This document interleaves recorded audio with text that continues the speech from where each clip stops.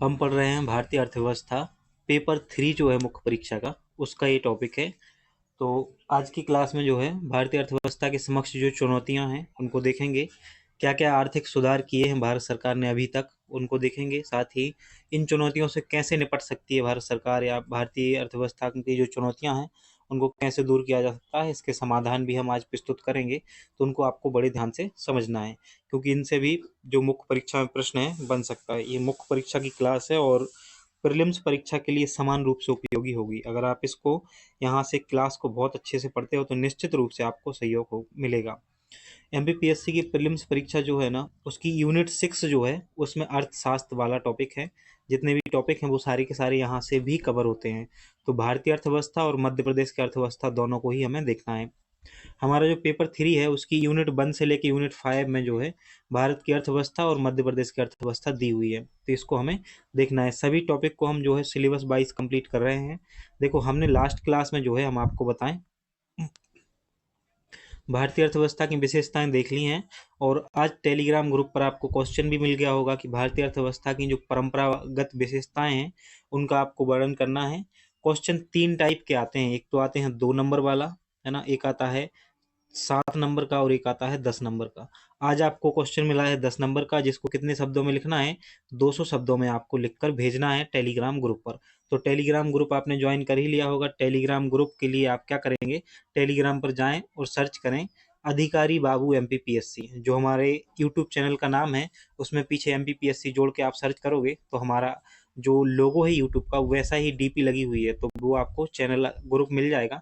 उसको आप ज्वाइन कर लें और आप जो क्वेश्चन मिलते हैं ना आपको, उनको देख के आप क्या कर सकते हैं, आंसर उस पर लिख सकते हैं और भेज सकते हैं। तो आंसर के लिए आप पीडीएफ बनाकर भी भेज सकते हो। अगर आप चाहो तो आंसर के ऊपर नाम लिख दिया करो अपना, और फोटो खींच कर भी, पिक निकाल कर भी आप सेंड कर सकते हो।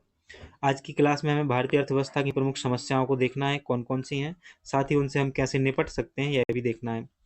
लास्ट क्लास में हमने क्या देखा था, थोड़ी सी इस पे चर्चा कर लें। तो हमने भारतीय अर्थव्यवस्था की परंपरागत विशेषताएं और नवीन विशेषताएं जो हैं उनको देखा था। तो इन सबको एक बार आपको दोबारा से जो है रिवीजन कर लेना है। रिवीजन बहुत महत्वपूर्ण होता है, बिना रिवीजन के सिलेक्शन संभव नहीं होता है। रिवीजन और आंसर राइटिंग मुख्य परीक्षा के लिए बहुत ही ज़्यादा महत्वपूर्ण है। तो हम भारतीय अर्थव्यवस्था की जो समस्याएं हैं उन पर आते हैं, है ना। क्या चुनौतियां हैं भारतीय अर्थव्यवस्था के समक्ष, इनको आज समझने वाले हैं। बहुत बहुत स्वागत है आप सभी का। और मैं हूं शुभम नामदेव और आप देखना शुरू कर चुके हैं अधिकारी बाबू यूट्यूब चैनल पर मुख्य परीक्षा की क्लास। ये प्रीलिम्स परीक्षा के लिए भी महत्वपूर्ण होगी। साथ ही हम आपको यह भी बताएं कि अगर आप किसी और अन्य एग्जाम की तैयारी कर रहे हो, कोई भी और अदर स्टेट की भी तैयारी कर रहे हो, तब भी उसके लिए अर्थशास्त्र तो सभी में आता ही आता है। ये अर्थव्यवस्था वाला जो टॉप चैप्टर है, विषय है, वो सब में शामिल है। तो उसके लिए भी हेल्पफुल होगा। आप यहाँ से अच्छे से चीज़ों को पढ़ लेते हो तो निश्चित रूप से सहयोग मिलेगा। आपसे हमारी एक रिक्वेस्ट रहती है कि वीडियो को लाइक कर दिया करो, अपने दोस्तों में शेयर कर दिया करो, ताकि उससे हमें भी प्रोत्साहन मिलेगा कि हम और भी अच्छी तरीके से कंटेंट को आपके सामने लाएं और आप अपनी परीक्षा में सफल हों और बहुत बेहतरीन पद पर नियुक्त हों और इस देश का, इस प्रदेश का जो है वो कल्याण करें। तो भारतीय अर्थव्यवस्था के समक्ष जो विद्यमान चुनौतियां हैं उनको हमें समझना है और एक एक चुनौती को हम विस्तार से समझेंगे। तो पहली जो अर्थव्यवस्था में चुनौती होती है वो है मांग, कमजोर मांग है। कमजोर मांग क्यों है, इसकी वजह क्या है? क्या है कि देखो, निम्न आय है, आय में वृद्धि बहुत धीमे स्तर से बढ़ रही है। आय में वृद्धि हो रही है, हम ये नहीं कह सकते कि वृद्धि नहीं हो रही है। लोगों की आय तो बढ़ रही है लेकिन बहुत धीमे स्तर से। और जब आय ही नहीं होगी तो मांग कैसे होगी? मांग नहीं होगी ना। मांग का मतलब ये होता है कि आपकी वस्तुओं को खरीदने और सेवाओं को खरीदने की क्षमता कितनी है ना। तो जब आपके पास आय ही नहीं होगी, पैसा ही नहीं होगा, तो मांग भी नहीं होगी। इसलिए कमजोर मांग का जो एक महत्वपूर्ण कारण है वो है निम्न आय में वृद्धि। आप जब इनको अर्थव्यवस्था की चुनौतियों को पढ़ रहे हो ना, तो उससे आप उनके समाधान को भी ढूंढ सकते हो। तो इसका अपोजिट बिल्कुल समाधान होगा। तो हमें क्या करना होगा?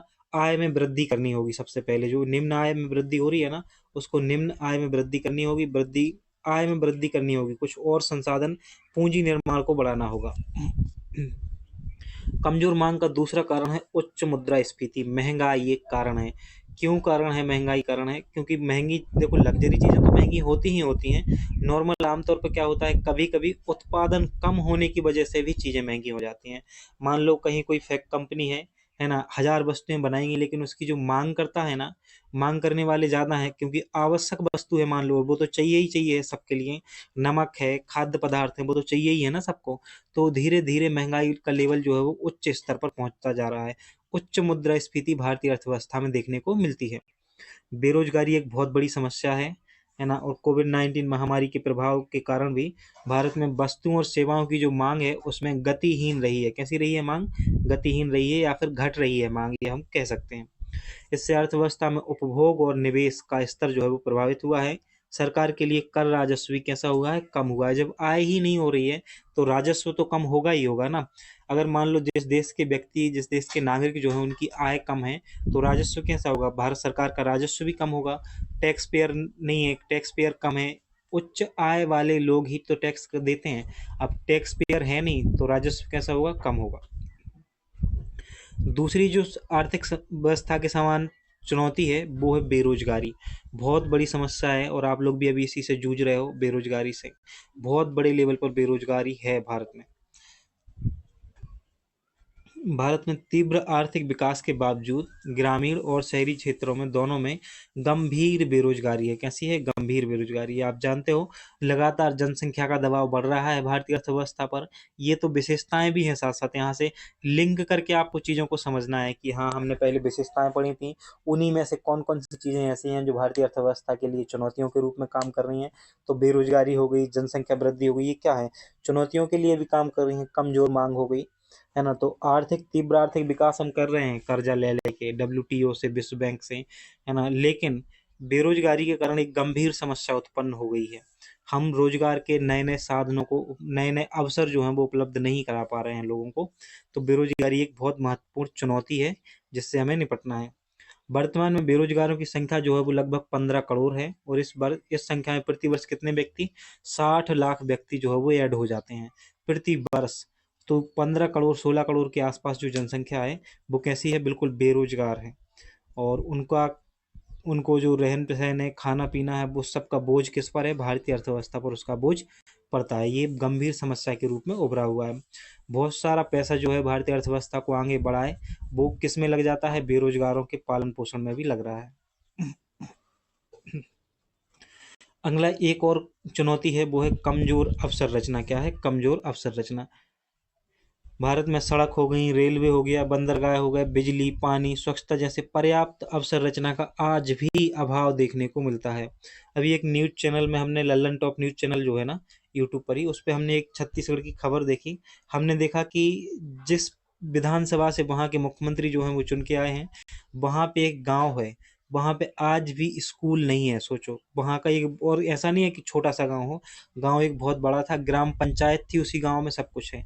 वहाँ के बच्चे कलेक्टर को शिकायत लेकर गए, और कलेक्टर ने जो है वो डीओ अधिकारी रहते हैं ना, उनके लिए प्रेषित की शिकायत को। तो बच्चे वहाँ गए फिर कि चलो उनको दिखाया जाए। तो वहाँ के डीओ ने जिस तरीके से बर्ताव किया बच्चों से, वो बहुत गलत था।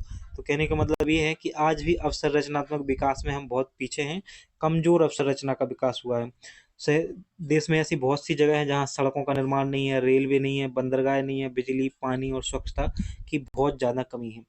अभी हम नॉर्थ ईस्ट घूमने गए थे, तो हमने देखा कि वहाँ पे ना परिवहन के साधनों की बहुत प्रॉब्लम है। सारे के सारे प्राइवेट साधन चल रहे हैं ना, पब्लिक सार्वजनिक जो वाहन होने चाहिए ना राज्य परिवहन के, वो बहुत कम मात्रा में देखने को मिले हैं, जिससे परिवहन संबंधी समस्याएं वहाँ पर उत्पन्न होती हैं। ये सिर्फ चीज़ें आम व्यक्ति को ही नहीं होती हैं समस्याएं उत्पन्न, ये भारतीय अर्थव्यवस्था को भी प्रभावित करती हैं चीज़ें। तो आप लिख सकते हो कि कमजोर अवसंरचना भी एक आर्थिक अर्थव्यवस्था के लिए चुनौती है। विश्व बैंक के अनुसार भारत का अवसंरचनात्मक अंतराल जो है लगभग 1.5 ट्रिलियन डॉलर होने के अनुमान है। कमजोर अवसंरचना लोगों के जीवन की गुणवत्ता और स्वास्थ्य को भी प्रभावित करती है, विशेष रूप से ग्रामीण क्षेत्रों में निश्चित रूप से करती है। मान लो जहाँ एजुकेशन अच्छी नहीं है, स्वास्थ्य सुविधाएं अच्छी नहीं है, तो वहाँ के लोगों का जीवन स्तर कैसा होगा? निम्न स्तर का होगा, है ना। तो निश्चित रूप से ऐसा होता है, तभी तो हम देखते हैं कि, और अदर कंट्रीज में देखते हैं कि वहाँ की अर्थव्यवस्था अच्छी है। क्यों है? क्योंकि वहाँ पे स्वास्थ्य सेवाएं, शिक्षा संबंधित सेवाएं बहुत अच्छे लेवल पे चल रही हैं। भुगतान संतुलन का बिगड़ना। क्या है? भुगतान संतुलन का बिगड़ना। भारत चालू खाता घाटे से लगातार जूझता रहा है, जिसका अर्थ है कि इसका आयात इसके निर्यात से कैसा है, अधिक है। भारत का आयात जो है वो हमेशा से ही निर्यात से अधिक रहा है। हम जितनी क्वांटिटी में, मतलब हम जितनी, ये बोल सकते हैं कि जितनी वैल्यू हमारे निर्यात की होती है ना, उससे कहीं अधिक वैल्यू में हम जो है आयात कर रहे हैं। मान लो हमने एक प्रति वर्ष $1 मिलियन का व्यापार किया, मान लो, तो उसमें से $1 मिलियन का टोटल व्यापार किया हमने, तो उसमें जो है 60% से अधिक आयात करते हैं हम, और 40% के आसपास जो है वो हम निर्यात करते हैं। इसका मतलब है कि जो चालू खाता घाटा है वो लगातार हमारा कैसा है, बढ़ता जा रहा है। हम चाइना से जो कुछ भी खरीदते हैं तो उसमें हमारा चालू खाता घाटा बहुत ज़्यादा है। चाइना से हम बहुत सी वस्तुएं ज़्यादा खरीदते हैं, लेकिन हम उनको उतना बेचते नहीं है जितनी कीमत का वो हमें देते हैं। यह विदेशी वस्तुओं और सेवाओं, विशेषकर तेल एवं सोने पर इसकी निर्भरता तथा इसकी निम्न निर्यात प्रतिस्पर्धा को परिलक्षित करते हैं। हमारे यहाँ बहुत अच्छे अच्छे इंजीनियर हैं, हम बहुत सी चीज़ों का निर्माण कर सकते हैं, लेकिन क्या होता है, उनको कहाँ, वो विदेशों में जॉब अच्छी मिलती है, पेमेंट अच्छी मिलती है, तो वो वहाँ जाके जॉब देते हैं। इसीलिए यहाँ पर जो है उत्पादन कम हो रहा है, तो निर्यात भी कम हो रहा है। तो बहुत सी ऐसी चीज़ें हैं कि टेक्नोलॉजी के मामले में भी अभी हम बहुत पीछे हैं। हम कोशिश कर रही है भारत सरकार, लेकिन कि जल्द ही इसको बढ़ाने की।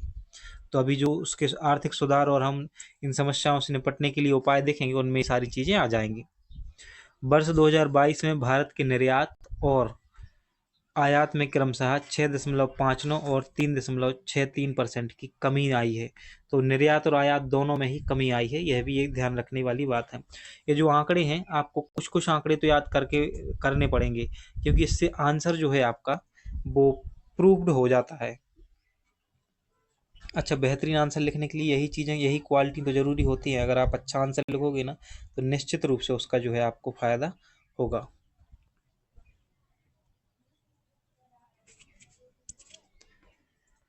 अगली जो समस्या है, निजी ऋण का उच्च स्तर, निजी ऋण का उच्च स्तर अगली समस्या है। निजी ऋण जब अधिक हो जाता है तो यह भी अर्थव्यवस्था के लिए एक चुनौती के रूप में कार्य करने लगता है। क्या होता है कि आसानी से ऋण मिल रहे हैं, है ना, उपलब्ध हो जाना, और निम्न ब्याज दर भी होना, ये बहुत बड़ा कारण होता है, जिससे निजी क्षेत्र जो है वो बहुत अधिक मात्रा में क्या करते हैं, ऋण ले लेते हैं। इससे क्या होता है, कारपोरेट और घरेलू क्षेत्रों में जो ऋण ले रहे हैं, वृद्धि जो लगातार देखी जा रही है, इससे आय में वृद्धि की गति जो है मंद हो जाती है, और ब्याज दरों में भी वृद्धि होती है फिर धीरे धीरे। भारतीय रिजर्व बैंक के अनुसार 2020 में गैर वित्तीय क्षेत्र का कुल ऋण सकल घरेलू उत्पाद का 167% था, जो मार्च 2016 में 151% रहा था। तो 151% से 167% जो है वो सकल घरेलू उत्पाद का कुल ऋण हो गया है। इतना, ये बहुत बड़ी जो है संख्या होती है। आप परसेंट में देख रहे हो तो इसलिए थोड़ा सा दिख रहा है, लेकिन ये थोड़ा सा नहीं है। तो निजी ऋण का उच्च स्तर होना भी अर्थव्यवस्था के लिए एक समस्या है। और एक सबसे बड़ी समस्या है जो, वो है असमानता। आय की असमानता है भारत में, है ना, ये बहुत बड़ी समस्या है। विश्व असमानता रिपोर्ट 2022 के अनुसार भारत विश्व के सबसे असमान देशों में से एक है, जहां शीर्ष 10% और शीर्ष 1% आबादी के पास, तो शीर्ष 10% के पास कितनी संपत्ति है, 57%, और 1% आबादी के पास 22% हिस्सा है। बाकी जो बचा हुई आबादी है टोटल, उनके पास 50% की हिस्सेदारी घटकर कितनी रह गई है, 13% रह गई है। तो ये कितनी गलत बात है कि 1% के पास तो देश की कुल संपत्ति का 22% है, और 10% के पास 57% है। बाकी बचा हुआ हिस्सा कितना बचा है, 13%। तो जबकि निचले 50% की हिस्सेदारी घटकर कितनी रह गई है, 13% रह गई है। ये आर्थिक असमानता है, जो कि एक बहुत बड़ी समस्या बनी हुई है। तो कौन कौन सी समस्याएं देखी। एक तो पहली समस्या है कमजोर मांग।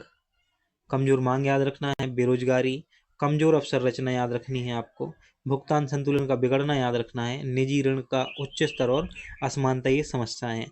अब हम देखते हैं कि भारत सरकार ने कौन कौन से जो है आर्थिक सुधार किए हैं, है ना, फिर उसके बाद हम इन समस्याओं के समाधान की बात कर लेंगे। चीज़ें आपको अच्छी लग रही हों तो लाइक ज़रूर कीजिएगा। कभी कभी चीज़ें खुद से भी समझनी पड़ती हैं, है ना, बहुत ऐसा होता है, वीडियो अगर एक बार में समझ में नहीं आया तो एक बार और देख लीजिएगा, है ना, क्योंकि चीज़ें समझनी है। और ये तो फ्री कंटेंट है आपके लिए, और बहुत शानदार कंटेंट लाए हैं आप ना। करीब करीब 60-70 हज़ार रुपये जमा करके जब कहीं कोचिंग ज्वाइन करते, तब जाके ऐसा कंटेंट आपको मिलता है। और उसके बाद भी आप ऑफलाइन ज्वाइन करते हो तो कंटिन्यू बने रहते हो। जब आपको फ्री चीज़ें मिल रही हैं तो आप कंटिन्यू क्यों नहीं रह रहे हो?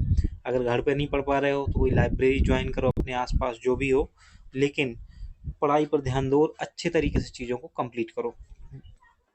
बात करते हैं भारत में किए गए प्रमुख आर्थिक सुधार। तो स्वतंत्रता के बाद क्या हुआ, भारत सरकार ने देखा कि उनको समय समय पर आर्थिक सुधारों की जरूरत पड़ी है, समय समय पर, है ना। 1 मिनट रुकेंगे आप।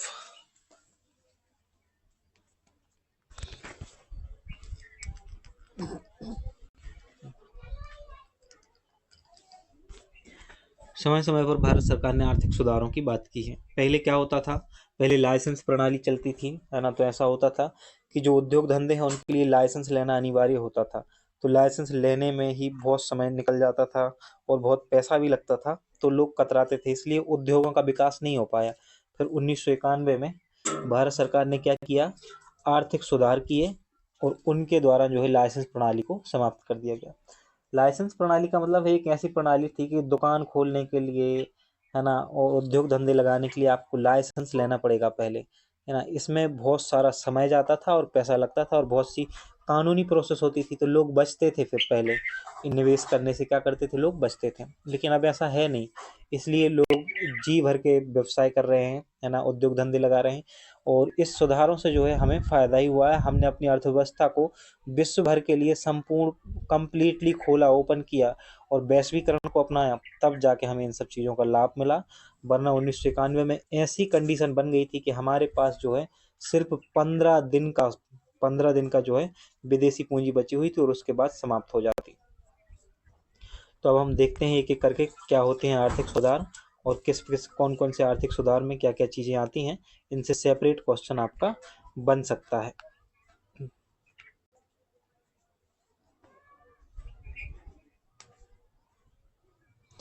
पहला है लिबरलाइजेशन, उदारीकरण जिसे कहते हैं हम, उदारीकरण।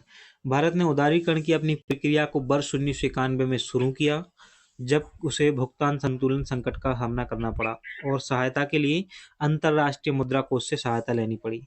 इन सुधारों का उद्देश्य था अर्थव्यवस्था के विभिन्न क्षेत्रों जैसे उद्योग हो गया, व्यापार हो गया, वित्त और विदेशी निवेश में सरकारी हस्तक्षेप एवं विनिमय को कम करना। पहले क्या होता था, हर एक कार्य में ये जो उद्योग से संबंधित हैं, व्यापार वित्त से संबंधित जितने भी आर्थिक गतिविधियां थी, सब में सरकार का नियंत्रण था।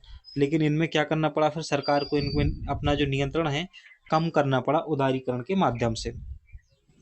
किससे सहायता ली हमने, आईएमएफ से सहायता ली, अंतर्राष्ट्रीय मुद्रा कोष से। इसका देखो, ये जब अंतर्राष्ट्रीय मुद्रा कोष किसी भी देश की सहायता करती है तो वो कुछ शर्तें होती हैं उसकी, और वो कहती है कि आप इन शर्तों को मानिए, हम आपकी मदद कर देंगे, हेल्प कर देंगे, है ना। तो हमने भी इनकी फिर शर्तों को माना और हमने लिबरलाइजेशन, प्राइवेटाइजेशन और ग्लोबलाइजेशन को अपनाया। इन सुधारों का उद्देश्य क्या था, तो उद्देश्य था उद्योग, वित्त, व्यापार और विदेशी निवेश में सरकारी हस्तक्षेप जो है उसको कम करना। सुधारों में लाइसेंस, परमिट, कोटा प्रणाली को समाप्त करना भी शामिल था, जो निजी कंपनियों के प्रवेश और विस्तार को प्रतिबंधित करती थी, क्योंकि इसमें बहुत समय और पैसा लग जाता था, तो लोग प्रवेश करना नहीं चाहते थे। उदारीकरण ने भारत को उच्च विकास दर प्राप्त करने और वैश्विक अर्थव्यवस्था के साथ एकीकृत होने में क्या की, मदद की। ये बहुत बढ़िया बात थी। इस समय कौन थे वित्त मंत्री, आप कमेंट करके जरूर बताइए। 1991 में जब आर्थिक सुधार हुए तो भारत के भारत के वित्त मंत्री कौन थे?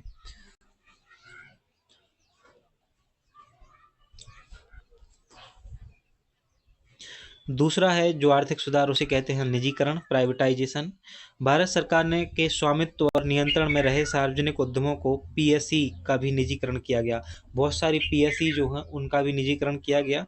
क्यों किया गया निजीकरण? सरकार इतनी सारी चीज़ों को अपने हाथ में लिए हुए थी कि सारी की सारी चीज़ें नियंत्रण करना अच्छी बात नहीं थी। सरकार ने फिर खुद सोचा कि इन सब चीज़ों का क्यों ना प्राइवेटाइजेशन किया जाए, है ना, और सहयोग लिया जाए प्राइवेट सेक्टर जो है ना उसका भी, और आगे बढ़ाई जाए चीज़ों को।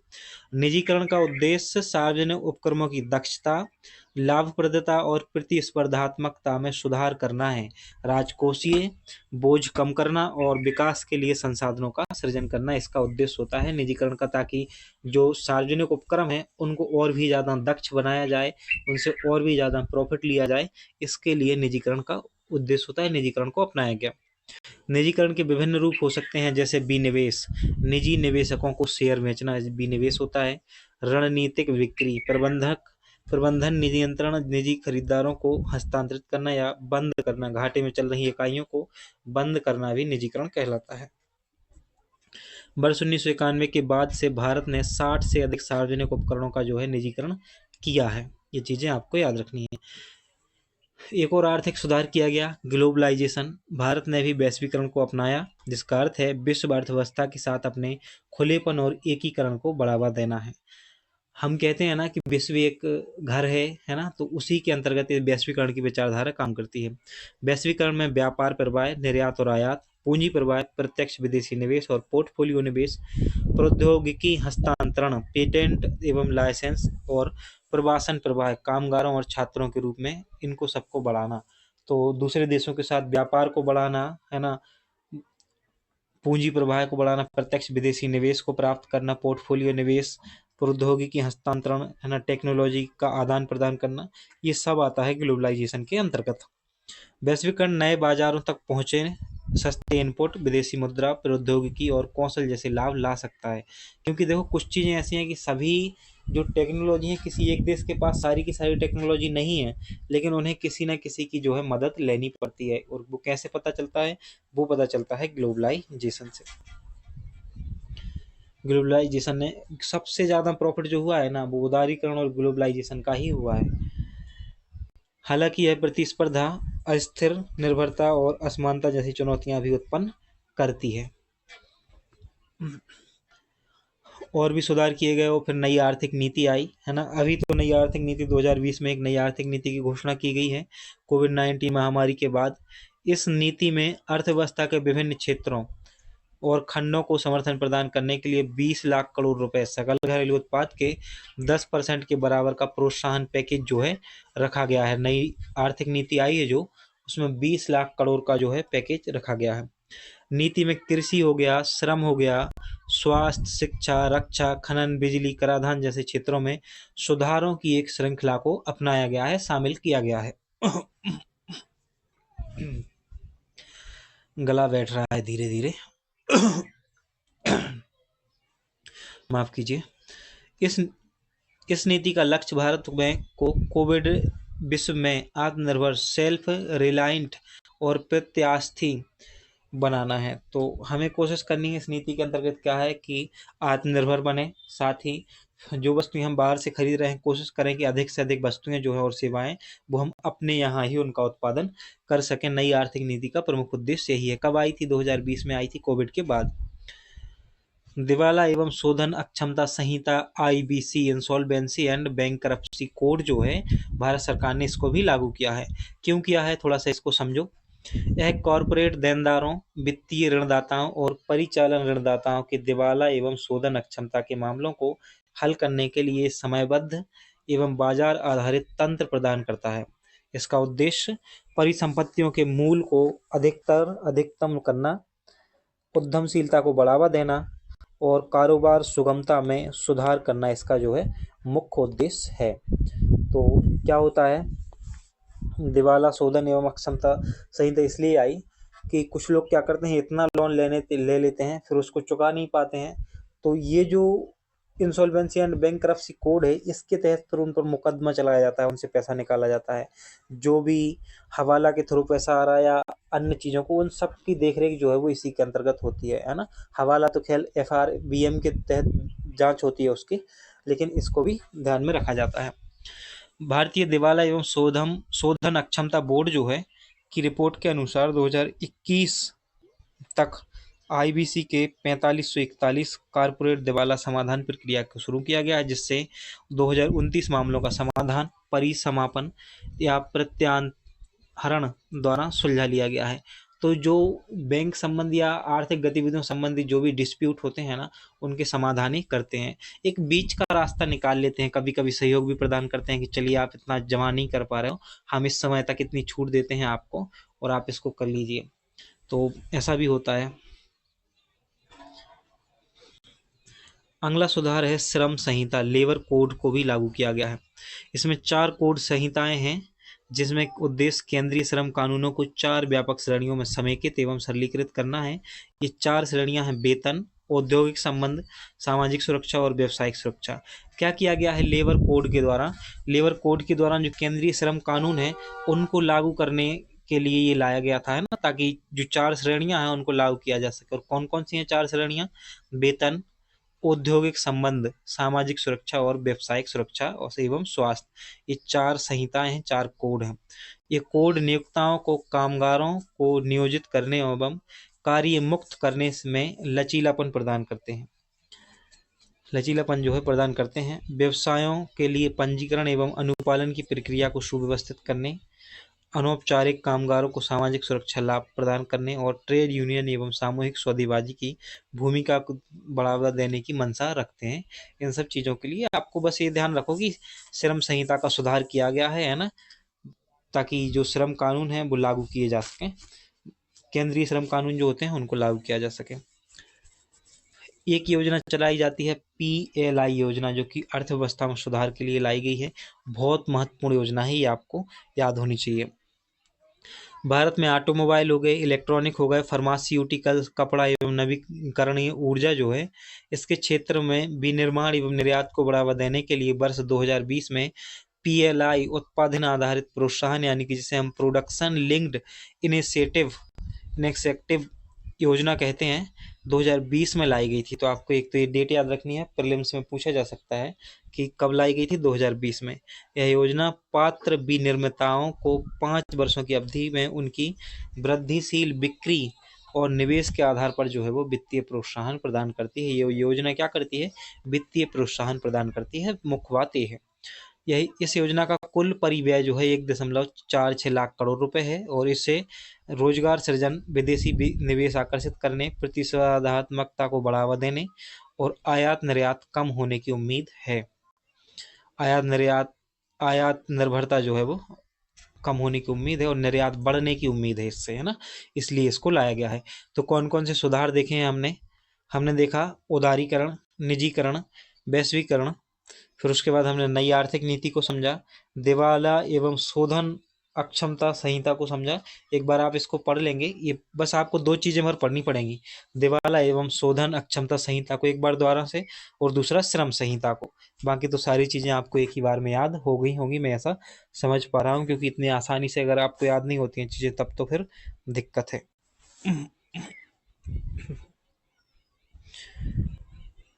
अब हमें देखना है आर्थिक चुनौतियों से निपटने के लिए कुछ सुझाव हैं, उनको हम देख लेते हैं कि कैसे हम आर्थिक चुनौतियों से निपट सकते हैं। पहला तो ये है कि पहला उपाय जो है उपभोग और निवेश मांग को बढ़ावा देना। हम उपभोग को बढ़ाएं और निवेश मांग को बढ़ावा दें तो निश्चित रूप से जो हमारी मांग है उसमें वृद्धि होगी। सरकार को अर्थव्यवस्था के उन क्षेत्रों और खंडों को प्रत्यक्ष वित्तीय प्रोत्साहन प्रदान करना चाहिए जो महामारी से बुरी तरह प्रभावित हुए हों। सरकार को क्या करना चाहिए? कोविड-19 महामारी से जो क्षेत्र बुरी तरह से प्रभावित हुआ है ना, वहाँ के उन क्षेत्रों और खंडों को प्रत्यक्ष वित्तीय सहायता देनी चाहिए, प्रोत्साहन देना चाहिए, ताकि वो क्या कर सकें? अर्थव्यवस्था में पार्टिसिपेट कर सकें और उद्योग धंधे लगा सकें, उत्पादन को बढ़ा सकें, ताकि उपभोग बढ़ेगा। उपभोग तो तभी बढ़ेगा ना जब लोगों के हाथ में पैसा होगा, और आप जब तक आप पैसा का निवेश नहीं करोगे वहाँ पर तो कैसे उपभोग बढ़ेगा? इसलिए प्रत्यक्ष वित्तीय प्रोत्साहन प्रदान करना चाहिए। जैसे सरकार खाते में DBT के माध्यम से किसानों को पैसे डालती है, अब पैसे आते हैं तो वो उनको खर्च करते हैं, तभी तो उपभोग बढ़ता है। इसी प्रकार से यहाँ पे कहा जा रहा है कि सरकार को कि आप उन क्षेत्रों को जहाँ पर महामारी से जो अत्यधिक प्रभावित हुए हैं उनकी मदद कीजिए, हेल्प कीजिए, है ना, ताकि आसानी से जो है चीज़ों को संभाला जा सके। जैसे कि MSME, अनौपचारिक कामगार हो गए, ग्रामीण परिवार हो गए और निम्न आय समूह, इनको आर्थिक सहायता दी जाए, वित्तीय सहायता दी जाएगी अगर, तो ये निश्चित रूप से जो है वो उपभोग और निवेश मांग को क्या करेंगे? बढ़ाएंगे।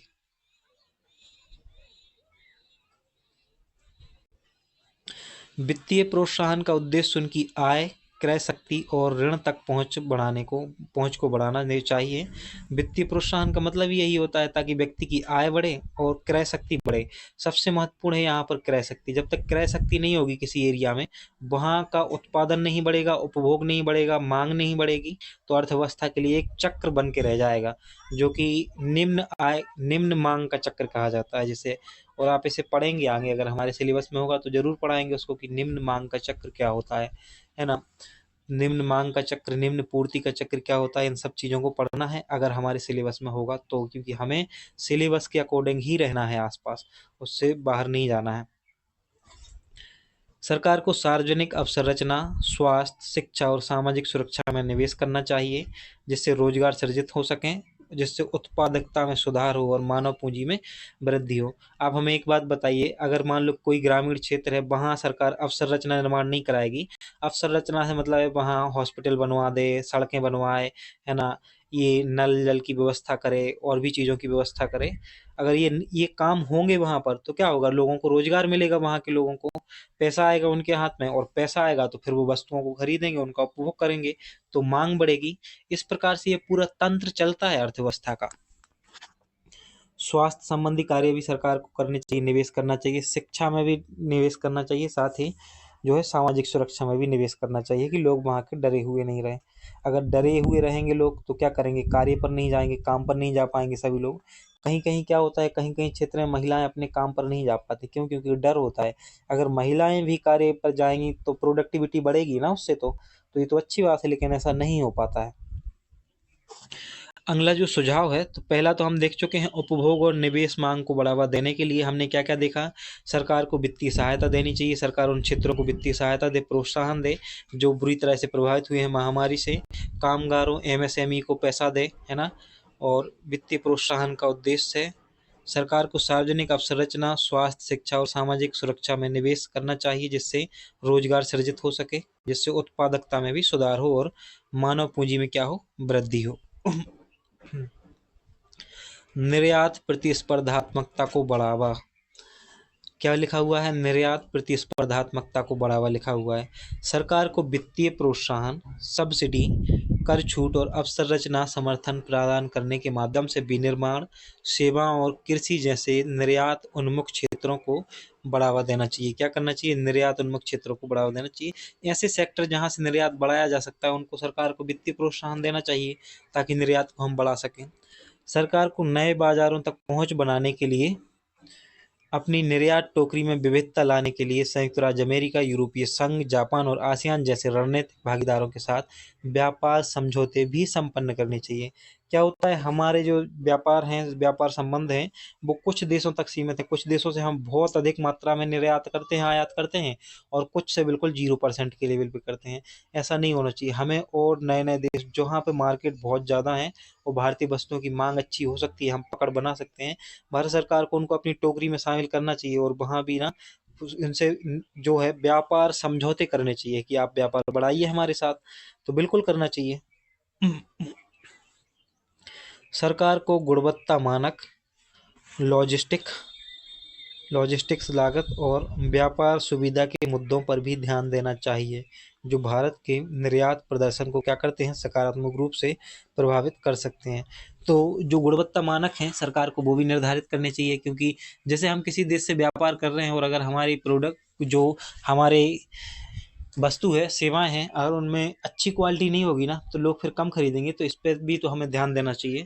लॉजिस्टिक लागत है जो व्यापार सुविधाओं के मुद्दों पर ध्यान देना चाहिए, ताकि निर्यात को हम क्या कर सकें, बढ़ा सकें। अगला जो सुधार है वो है वित्तीय क्षेत्र में सुधार। सरकार को गैर निष्पादित परिसंपत्तियां, एनपीए की समस्या का समाधान करके सार्वजनिक क्षेत्र के बैंकों के पुनर्पूंजीकरण, प्रशासन एवं विनिमय में सुधार और वित्तीय समावेशन एवं नवाचार को प्रोत्साहित करने के माध्यम से वित्तीय क्षेत्र को सुदृढ़ करना चाहिए। कहने का मतलब ये है, एनपीए जो नहीं जानते हैं हम उनको बता दें कि एनपीए होता है नॉन परफॉर्मिंग असेस्ट, एक ऐसी संपत्ति होती है जो परफॉर्म नहीं कर रही है। कहने का मतलब है, एनपीए वह संपत्ति होती है, जैसे मान लीजिए किसी व्यक्ति ने 1 लाख, एक छोटा अमाउंट लेते हैं, 1 लाख रुपए का लोन लिया, है ना, और उसमें से क्या हुआ, उसने 30,000 बाप रे,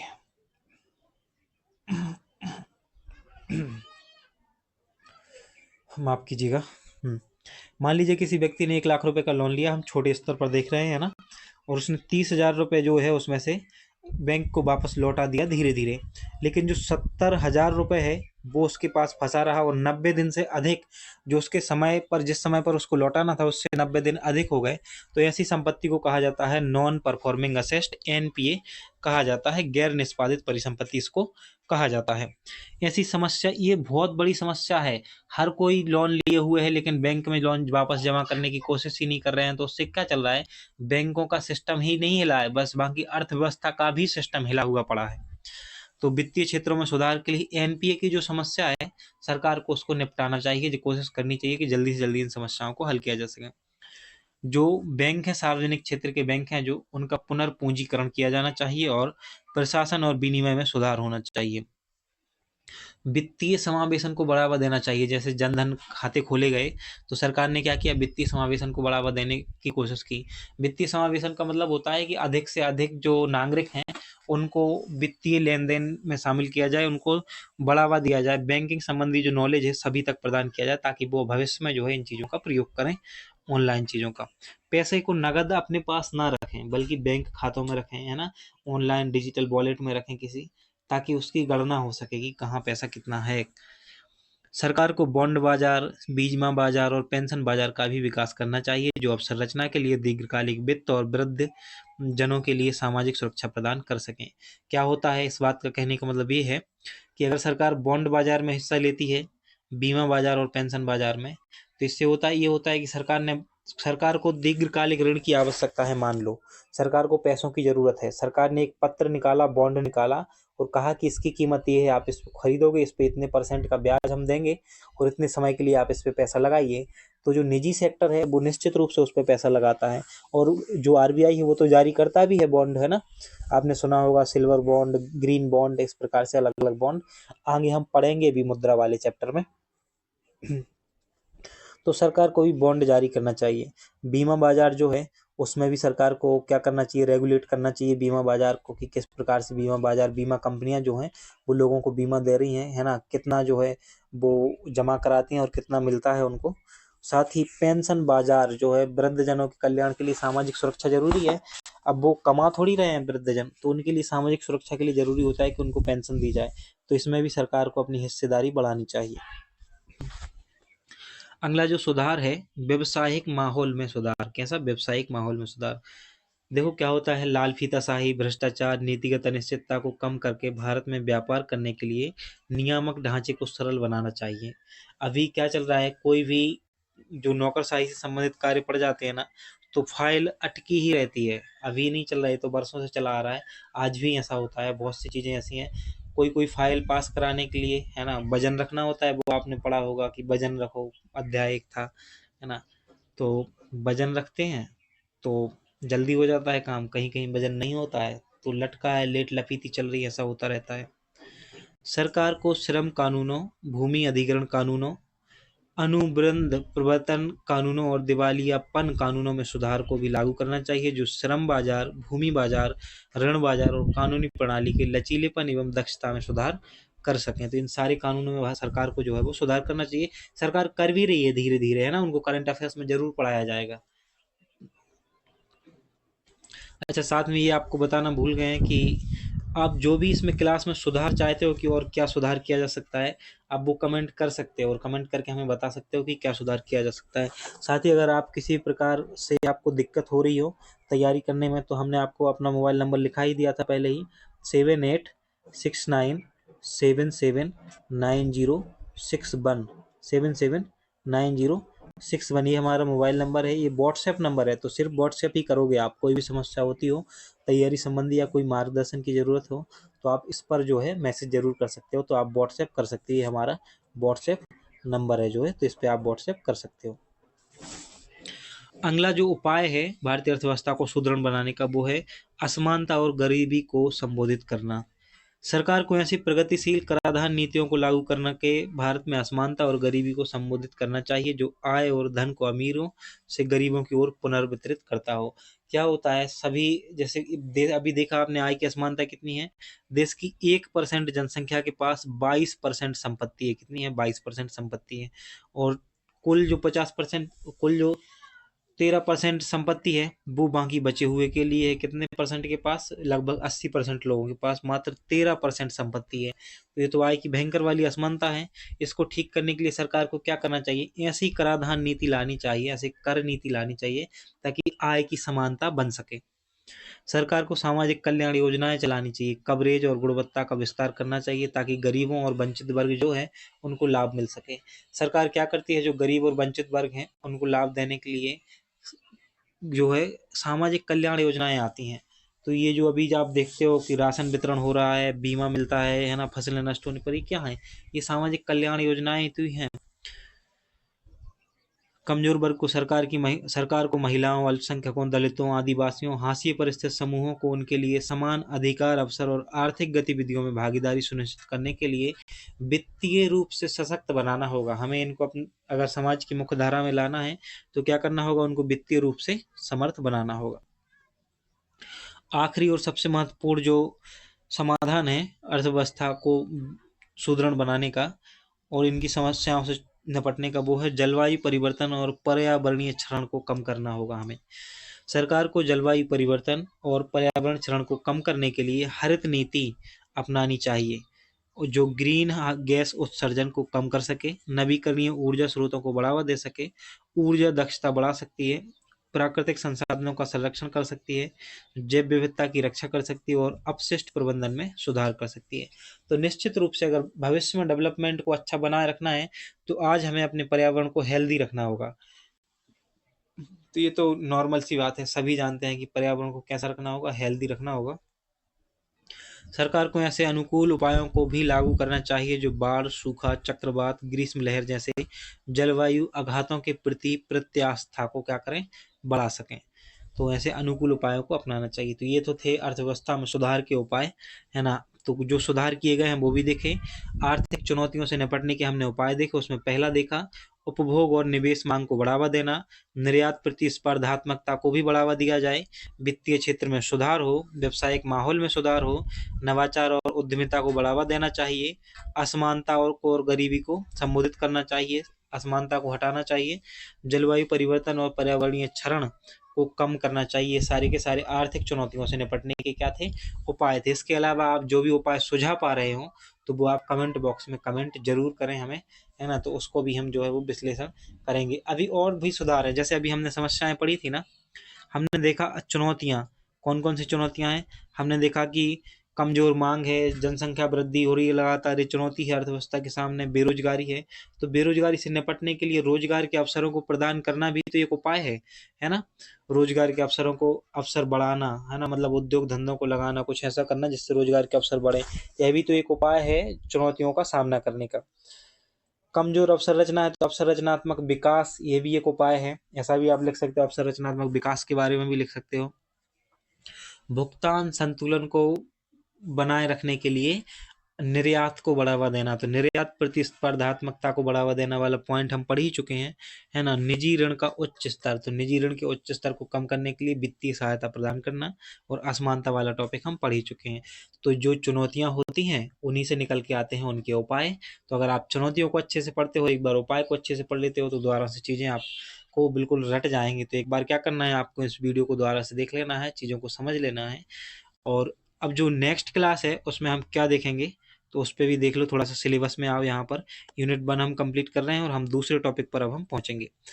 तो जो नेक्स्ट क्लास होगी हमारी, उसमें हम देखेंगे विकसित भारत @2047 क्या है, विकसित भारत @2047, ये टॉपिक देखेंगे। उसके बाद कृषि योग्य एवं और सेवा क्षेत्र, कृषि उद्योग और सेवा क्षेत्र का क्षेत्रीय योगदान जो है इसको समझेंगे। यहाँ से क्वेश्चन प्रीलिम्स में भी बनेंगे और मुख्य परीक्षाएं भी बनेंगी, क्योंकि ये भारतीय अर्थव्यवस्था की स्थिति को दर्शाएंगे और स्थिति से क्वेश्चन तो कहीं भी बन सकता है। आज का मुख्य परीक्षा का प्रश्न जो है वो टेलीग्राम ग्रुप में डाल दिया गया है, तो आपको उसको लिख कर जरूर भेजना है। सिलेक्शन सिर्फ उन्हीं का होता है जो वास्तव में सीरियस होकर मेहनत करते हैं, आज का काम कल पर नहीं टालते। जो आज का काम कल पर टालते हैं उनका सिलेक्शन कभी नहीं होने वाला है। तो जो काम आपको आज करना है उसको आज के आज पूरा कीजिए। एक संकल्प लीजिए कि हमें इस वर्ष जो है वो सिलेक्शन लेना ही लेना है, इसके अलावा कुछ नहीं। तो आंसर राइटिंग के बिना मुख्य परीक्षा नहीं निकलेगी। अगर आप आंसर राइटिंग नहीं करते हो, ये सोचते हो कि हम सिर्फ पढ़ के निकाल लेंगे, तो ऐसा बिल्कुल नहीं होता है। आंसर राइटिंग करो, अच्छे शानदार आंसर लिखो, डायग्राम बनाओ उनमें, है ना, कोशिश करो कि कैसे बेहतरीन से बेहतरीन तरीके से लिखा जा सकता है और जो परीक्षक है उसको इम्प्रेस किया जा सकता है। अगर आपका आधा आधा नंबर भी प्रत्येक क्वेश्चन पे अन्य लोगों के मुकाबले बढ़ रहा है, तो आपकी रैंक उछल के बहुत आगे जा सकती है। तो इन चीज़ों का ध्यान रखना है। ध्यान रखिएगा अपना और अपनों का। वीडियो को लाइक कीजिएगा और अपने दोस्तों में शेयर कीजिएगा। आप वीडियो को लाइक करोगे, वीडियो अच्छे चलेंगे अगर हमारे, तो निश्चित रूप से सीरीज को पूरा कराया जाएगा। ये तो हम बार बार कहते हैं आपसे, तो सभी लोग वीडियो को जो है वो लाइक कर दिया करो। Thank you.